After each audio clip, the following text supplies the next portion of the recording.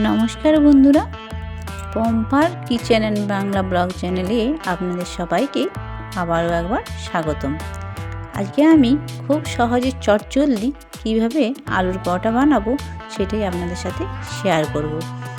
খেতেও হবে টেস্টিফুল আর সাথে সাথে নরম স্পঞ্জি। তো দেখতে থাকো আমি এই আলুর পরোটা কীভাবে বানাচ্ছি। তো চলো বন্ধুরা, আর যদি ভিডিওটা তোমাদের কোথাও ভালো লেগে থাকে অবশ্যই কিন্তু লাইক কমেন্ট শেয়ার দিয়ে আমার পাশে থাকবে। তো দেখো, আলুর পরোটা বানানোর জন্য আমি এখানে নিয়ে নিয়েছি বেশ কিছু আলু। আর আলুটা কিন্তু একদম ধুয়ে তারপর জল দিয়ে পরিষ্কার করে রেখেছি। এখন আমি দিয়ে দিলাম কুকারের মধ্যে জল, আর কুকারের মধ্যে জল দিয়ে আমি আলুটা কিন্তু গ্যাসের উপরে বসিয়ে দেবো। তবে হ্যাঁ, মাথায় রাখবেন আলুটা কিন্তু বেশি যেন না সিদ্ধ হয়ে যায়। খুব একটা সিদ্ধ হয়ে গেলে জল যদি প্রচুর পরিমাণে ঢুকে যায় তখন কিন্তু আলুটা একটু নরম হয়ে যায়। তো সেটা আমাদের খেয়াল রাখতে হবে। এখন আমি গ্যাসটা জ্বালিয়ে দিলাম আর কুকারটা বসিয়ে দিলাম। আলুটা তো আগেই দিয়ে দিছি, সেটা আপনারা দেখেইছেন। তো আমি এখন এটা দুটো কি তিনটে, যার যেরকম কুকার সেটা আপনারা জানেন, তো সেইভাবে দুটো কি তিনটে সিটি ফেলে নেব। তো আমার এখন সিটি পড়ে গেছে, আপনারা দেখতেই পাচ্ছেন। হ্যাঁ, আমার কুকারটা এটা হকিংসের নয়, সেই কারণে আমি এখানে 3খানা সিটি ফেলেছি। তো আপনাদের যেরকম সেইভাবে আপনারা কিন্তু সিটিটা ফেলবেন। তো আমি এই আলুটা এখন একটুখানি নামিয়ে রেখে দিলাম। আর সাথে আমি এই পাশে আলুর পরোটাতে দেওয়ার জন্য যে শুকনো মশলাটা লাগবে সেটা আমি ফ্রাই প্যানেতে ভেজে নিচ্ছি। এখানে আমি কিন্তু বিশেষ কিছু দিইনি, একটু লঙ্কা আর একটু জিরে। আলুর পরোটা করার জন্য বিশেষ কিন্তু কোনো মশলা লাগে না। আর এটা আমি যেহেতু খুব সহজে করব, বেশি, ওই জন্য আমি এর মধ্যে কোনো কিছু দিলাম না। আপনার বাড়িতে গেস্ট এলে আপনি খুব সহজে এই পরোটা বানিয়ে কিন্তু যে কোনো রেসিপির সাথে আপনি এটি তাদের পরিবেশন করতে পারেন। তো দেখুন, আমি এখানে মশলাটা হালকা গ্যাস করে একদম মশলাটা একটু লাল লাল করে ভেজে নেব। যতক্ষণ না ভাজা হচ্ছে ততক্ষণ কিন্তু আমি এটা ভাজলাম। আর এটা মিক্সিতে আমি ব্লেন্ড না করে শিলেতেই এটা পেস্ট করে নিচ্ছি, কারণ মশলাটা তো খুব অল্প পরিমাণে, তাই আমি শিলেতেই পেস্ট করে নিচ্ছি। আর দেখতেই পাচ্ছেন এক হাতে তো মশলাটা বাটা যাবে না, সেই জন্য ব্যাক ক্যামেরায় আমি কিন্তু এটা পেস্ট করে নিচ্ছি। তো এখন আমার এটা পেস্ট হয়ে গেছে, আমি এই মশলাটা তুলে সাইডে রেখে দেবো। আর আলুর পরোটা করার জন্য বিশেষ কিন্তু কোনো একটা মশলা লাগে না, আমি তো দিই না বিশেষ মশলা দিয়ে, ভীষণভাবে আমি এটা একবারে রিচ করে তুলি না। তো এদিকে আলুটাও সেদ্ধ হয়ে গেছে, আমি ঝুড়ির মধ্যে দিয়ে দিলাম যাতে জলটা ঝরে যায় এবং হালকা করে একটু বাতাস খেয়ে নেয়। তো আমার এখান থেকে ঝুড়ি থেকে আমি বের করে নিলাম। হ্যাঁ, এটা আপনারা ব্লেন্ডার দিয়ে ব্লেন্ড করতে পারেন, সাথে আমি কিন্তু এখানে গ্লাস দিয়ে এটাকে থেঁচে নিয়েছি। তো আমার গ্লাস দিয়েই মনে হয়েছে সুবিধা। জলদি কীভাবে কাজ করে সেরে নিতে হবে সেটা তো আমাদের মতো গৃহবধূদের মাথাতেই আসে, তাই নয় কি? তো চলো আমি এই আলুগুলো ভালো করে এখন থেঁচে নিই।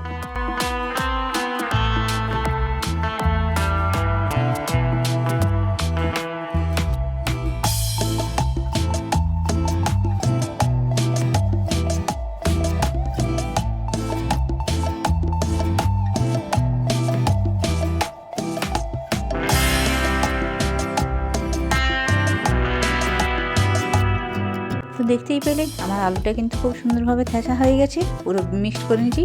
এখানে আমি মিশিয়ে দিচ্ছি আটা। হ্যাঁ, অনেক সময় অনেকে কিন্তু এই আলুর পরোটার মধ্যে একটু ময়দাও মিক্সড করে, তো আমি এখানে ময়দা দিলাম না, সম্পূর্ণটা আটা দিয়ে আমি এটা করব। তো দিয়ে দিলাম, তার সাথে যে ব্লেন্ড করে রেখেছিলাম মশলাটা বেটে রেখেছিলাম সেটা আমি এর সাথে মিশিয়ে দিলাম।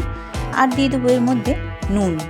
লবণটা আপনারা যে যার পরিমাণ মতো দেবেন, তা আমি এখানে আমার পরিমাণ মতো দিয়ে দিলাম। আর দিয়ে দেবো এখানে সাথে অল্পখানি তেল।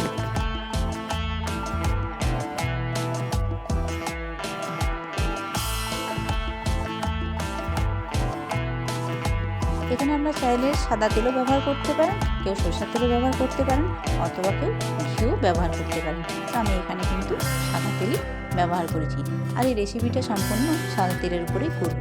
কারণ কি বলুন তো, আমার তো সরষের তেল চলে না, আর ঘিটাও সাধারণত আমার চলে না, সেই জন্য আমি সাদা তেলেতেই এটা ব্যবহার করছি। পুরো সাদা তেল দিয়ে আমি এই রেসিপিটা তৈরি হচ্ছে। তো বন্ধুরা, তোমাদের যদি ভালো লেগে থাকে অবশ্যই কিন্তু কমেন্টে জানিও। আর হ্যাঁ, আমার কাছ থেকে তোমরা কীরকম ভিডিও আশা করো সেটা কিন্তু যদি আমাকে কমেন্টে জানিয়ে দিয়ে যাও, তো আমার সেইভাবে ভিডিও বানাতে খুব সুবিধা হবে। তো চলো দেখো, আমার কিন্তু এখন আটাটা পুরো মাখা হয়ে গেছে। আমি এটা ডো পাকিয়ে কিছুক্ষণ রেখে দিলাম।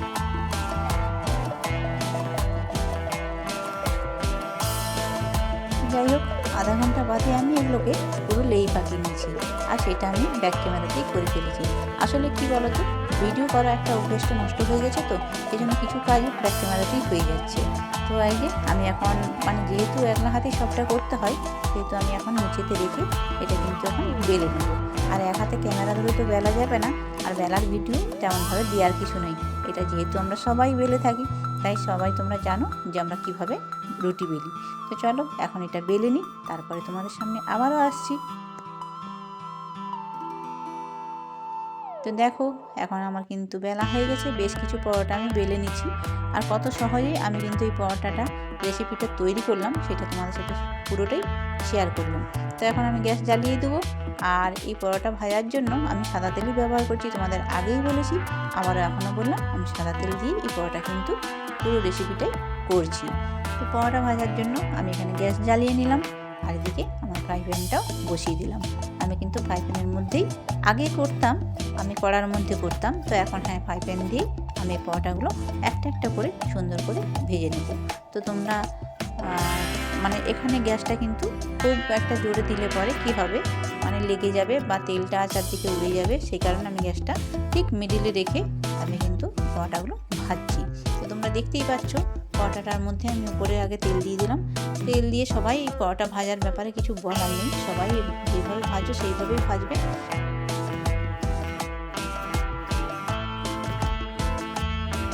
আমি কিন্তু এখানে দুই দিকটাতেই অল্প অল্প তেল দিয়ে পরোটাটা হালকা আঁচে দিয়ে ভেজে নিচ্ছি।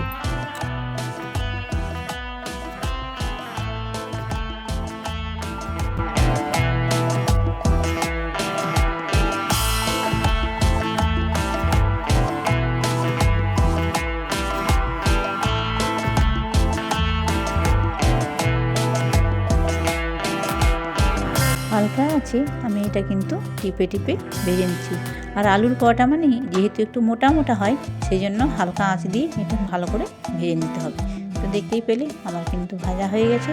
আমি আবারও একটা ভেজে নিচ্ছি, তোমাদের সাথে সেটাও শেয়ার করছি। এইভাবে কিন্তু আমি প্রত্যেকটা পরোটাই ভেজে নেব।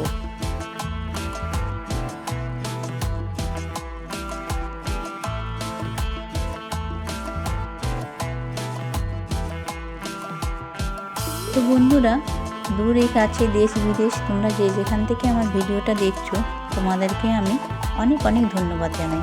আর যারা আমার নতুন বন্ধু, তারা আমার চ্যানেলটিকে সাবস্ক্রাইব করে আমার সাথে থেকো। আর তোমাদের ভালোবাসা ছাড়া আমি কিন্তু সত্যি এগোতে পারবো না। আর যারা আমার পুরনো বন্ধু, তাদেরকে তো আমার তরফ থেকে জানাই অনেক অনেক অনেক ভালোবাসা। তোমরা এইভাবেই আমার সাথে থেকো, আর আমার সাথে এইভাবে আমাকে এগিয়ে যেতে সাহায্য করো। তো বন্ধুরা, আমার দেখতেই পাচ্ছ পরোটাটা কিন্তু সুন্দরভাবে হয়ে যাচ্ছে। তোমরাও এইভাবে চাইলে পরে খুব তাড়াতাড়ি এই রেসিপিটি বানিয়ে যে কোনো গেস্টদেরকেই যে কোনো রেসিপির সাথে, যে কোনো তরকারির সাথে তোমরা এটা পরিবেশন করতে পারো। আর বা বাড়ির লোকদেরকেও এইভাবে তাড়াতাড়ি তৈরি করে দিতে পারো। ছেলের টিফিনেও কিন্তু এইভাবেই আমরা পরোটা বানিয়ে ঝটপট দিয়ে দিতে পারি। তো দেখো, আমার পরোটা কিন্তু এইভাবে আমি সবগুলো ভেজে নিলাম একটা একটা করে। তো এখন দেখো আমার পরোটাগুলো কিন্তু হয়ে গেছে। আর প্রচণ্ড গরম ছিল, সেই জন্য আমার হাতে খুব লাগছিল। আর দেখতে পাচ্ছ কতটা নরম হয়েছে, অসাধারণ, একদম হাতের মধ্যে লেগে যাচ্ছে। পুরো গরম আছে বলে আমার হাতে খুব লাগছে, তো আমি ওই জন্য ওটা নিতে পারছি না ঠিক মতো। তো তোমাদেরকে আমি দেখিয়ে দিলাম যে পরোটাটা কিন্তু কতটা নরম হয়েছে। এইভাবে পরোটা করলেও কিন্তু খুব কেউ বুঝতেই পারবে না যে তুমি লেয়ের মধ্যে আলু ভরে দিয়েছো না আলুটা একসাথে মাখিয়ে দিয়েছো। সম্পূর্ণ একই রকমই স্বাদ হবে। তো দেখো, আমার কিন্তু পরোটা রেডি, আর আমার ছেলে খাওয়ার জন্য এদিকে রেডি। তো চলো আমি এখন ছেলেকে দিয়ে দিই। আর যেহেতু আমার ছেলে বেশি তরকারি পাতি খায়নি, সেই জন্য ওকে আমি মিষ্টি দিয়ে আগে দিয়ে দিলাম। তো তোমরা চাইলে এখানে চিকেনের সাথে পরিবেশন করতে পারো, আলুর দমের সাথে পরিবেশন করতে পারো, আলু মটরের পনির দিয়ে যে সবজি হয় সেটার সাথেও পরিবেশন করতে পারো। যার যেটা ভালো লাগবে সে সেইভাবেই পরিবেশন করো। তো চলো বন্ধুরা, আজকের ভিডিও আমি এখানেই শেষ করছি।